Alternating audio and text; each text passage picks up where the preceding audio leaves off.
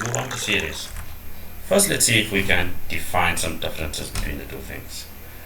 Given that we can now generalize arithmetic sequences, here's an example of how we would generalize that.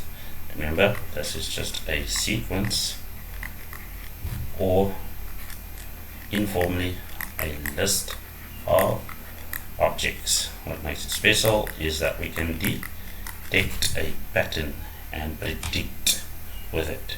Now, to turn it into a series, all we need to do is now add up said list of objects.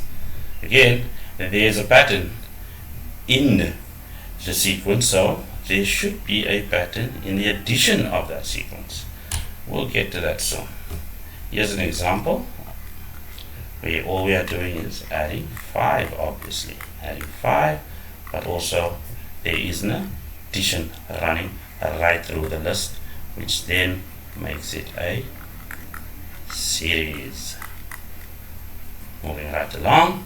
Well, the generalization of that would be on the formula sheet, which you should be in possession of by now. This can be generalized through a proof, a formalized proof, which I may or may not do a video on in the future. Might be up to you guys. Put it to a poll. It is not examinable as of yet or now. So let's have a look. Do not forget our general term, which in this case could be used to calculate the last term. This is what's happening right over here.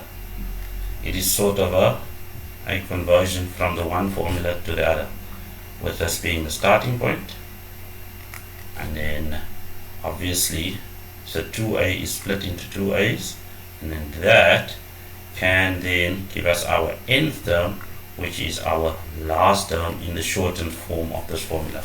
Therefore, if you have any sequence and you know the position of the last term and maybe even its value, then this shorter formula